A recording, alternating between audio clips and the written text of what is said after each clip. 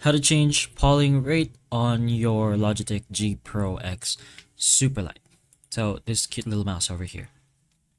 What you're gonna have to do is you're gonna download the Logitech G Hub software first. So go into your preferred browser and search for this, which is Logitech G Hub software.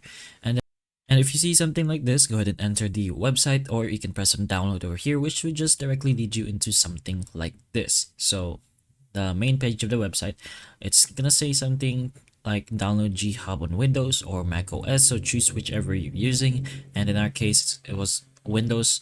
But anyways, once you go ahead and download, go ahead and make sure you finish the installation process and just go ahead and open up the Hub app itself, and make sure your Superlight is already connected, and so that it just appears like this. Or if it's not, make sure you just go ahead and do that process first. Just input that, and then once you choose your Superlight Logitech, you're gonna go ahead to its settings. Go to the default settings over here, which is the curated presets, and go to the wireless report rate, which is basically the polling rate technically.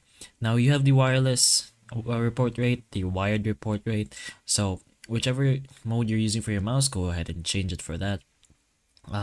Expand it by pressing on the little arrow, and you'll be able to see a few options up to 8,000 hertz for the wireless, and just go ahead and choose whichever you want, and then that's it. It should automatically save as well. But that's pretty much how you change the polling rate on your Logitech G Pro X Superlight. So hopefully the information of this video can help you, and if it can, please like and subscribe for more videos like this, and that's all.